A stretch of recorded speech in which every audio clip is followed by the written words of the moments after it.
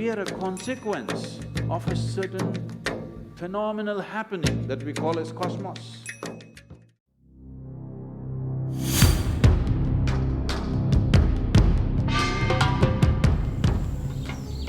Long time ago, there was a young maiden in South India, southernmost tip of India. She aspired to hold Shiva's hand, not his feet. She's a proud woman. She wanted to hold his hand as a wife. She said, if at all, if I marry, it's only him. If you have big desires, you also have to make yourself capable, otherwise desires can be very frustrating. So she started working towards making herself capable, to be suitable to draw that man. Her austerities crossed all levels of sanity, and she remained absolutely focused upon him. Every moment, just on it. So it stirred up Shiva's compassion and love. So he started making his journey to South India. But all the other gods conspired.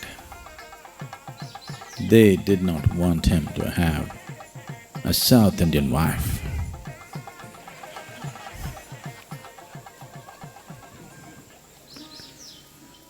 They played many tricks to stop him. She set up this deadline. If I'm not married to him by sunrise on this day, I'm going to leave my body. And Shiva came to know of this and was hurrying down. Then the other gods thought, if he gets married here, he may not go back up there. He may start living in South India. So they conspired to create a false sense of sunlight. When light came up, Shiva thought, oh, sun came up and I could not meet the deadline. He was close and he thought, it's over, and he turned back. So she left her body standing.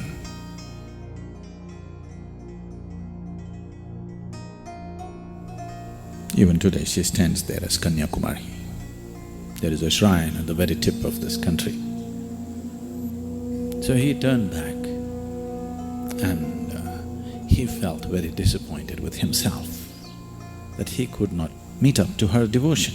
So little despondent, frustrated with himself that he didn't make it in time. He started walking back and he needed a place to sit and work out his despondency. So he climbed up this mountain, and at the peak of this mountain he sat. We don't know how long, but because wherever Shiva stepped and spent a little bit of time, people called that place as Kailash.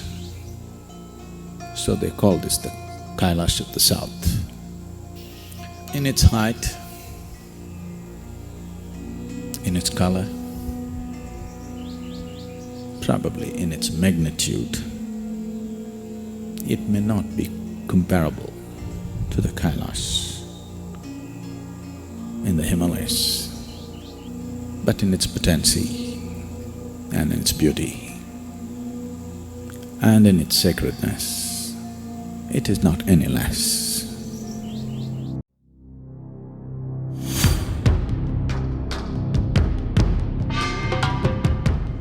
And the marriage was fixed.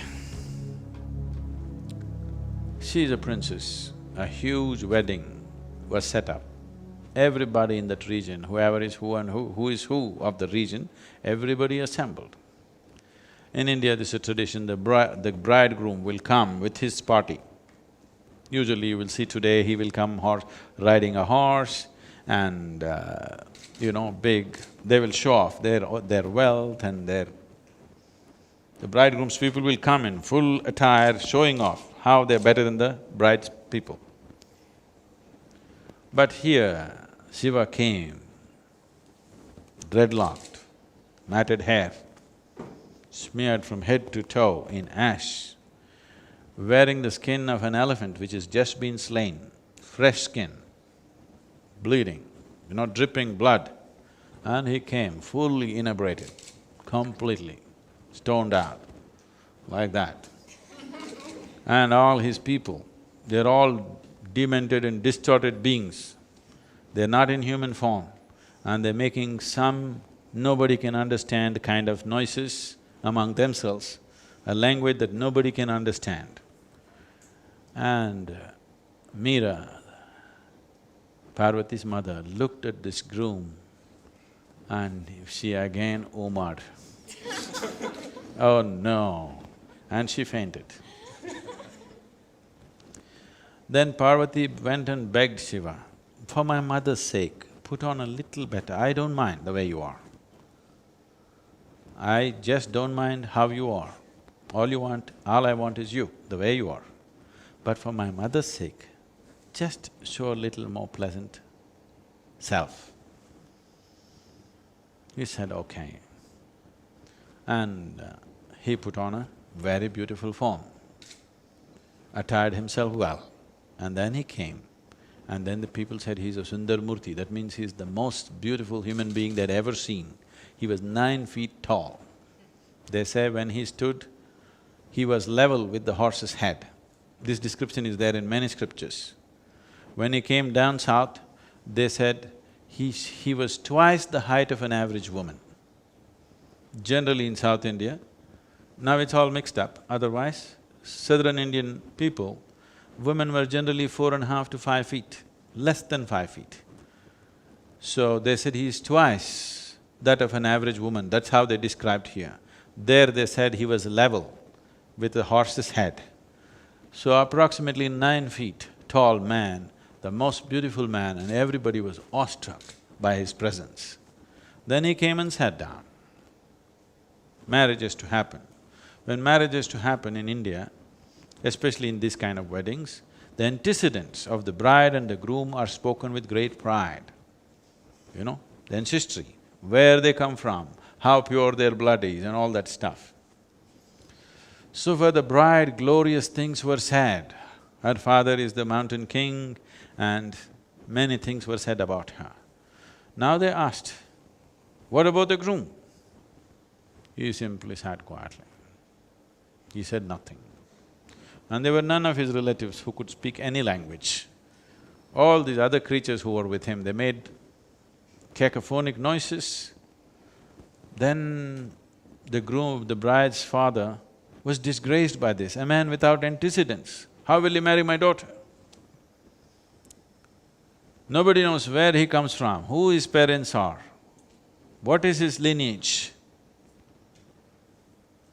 How can I give my daughter to this man? He rose up in anger. Then there was a sage, Narada, who had a single-stringed instrument called ektara. He just did tang, tang, tang. The king got even more angry. What are you doing ektara for? Narada said, this is his antecedents.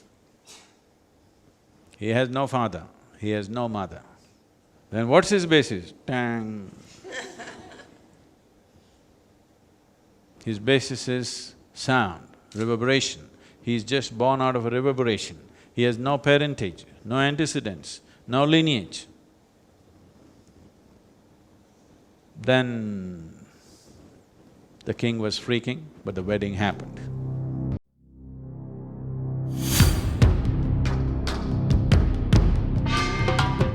There is something called as mysticism, not because there is such a thing.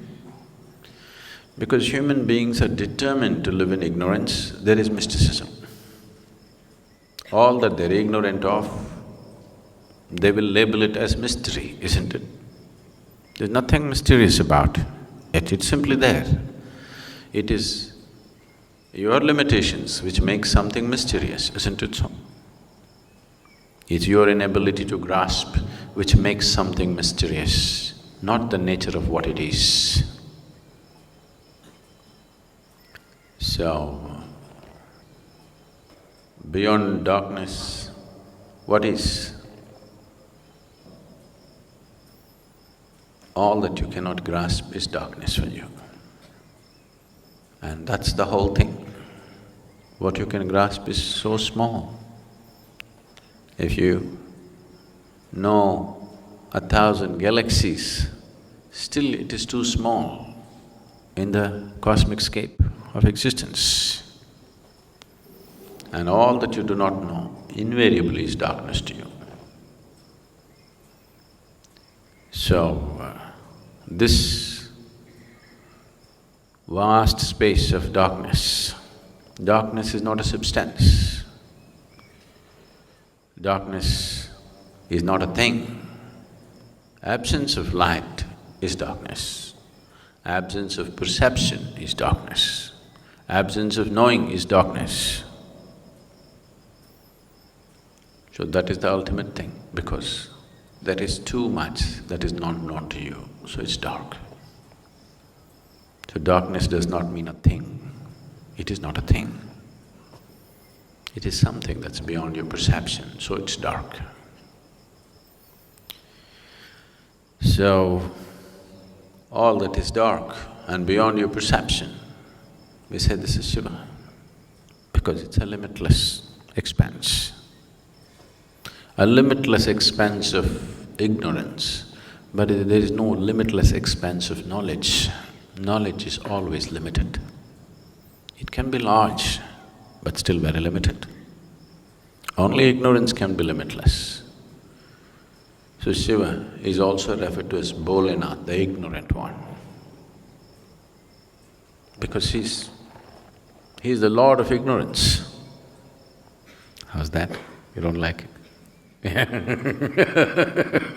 You don't like it, isn't it? He should be the lord of knowing. No, he's also that. He's Gnaneshwar. But that's a small aspect of him. But in real sense, he is the lord of ignorance, because that is the largest scape in the existence is ignorance, and that's darkness. Oh, who would want to seek it? If you only explore your ignorance, knowledge will be born, isn't it? If you explore knowledge, nothing new will be born. Just recycling of rubbish will happen. Only if you explore ignorance, knowing can be born.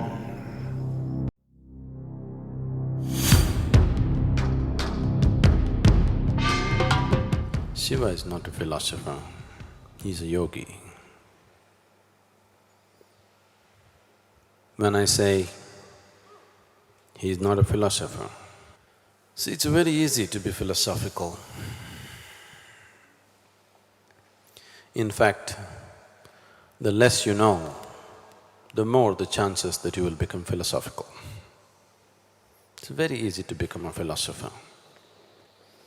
You just have to read a couple of books and misunderstand them.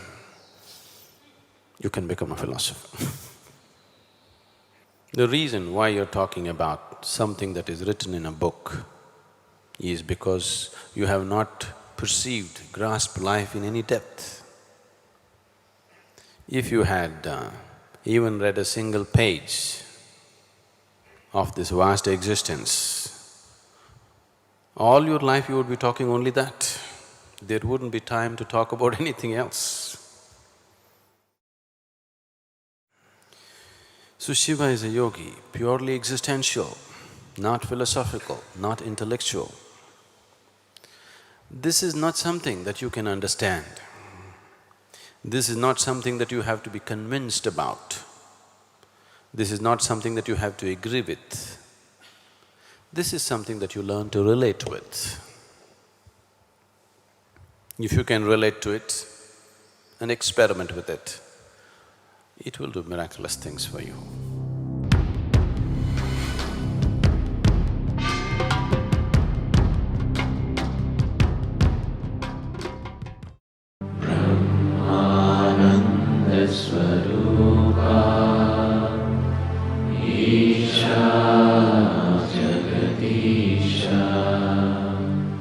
again.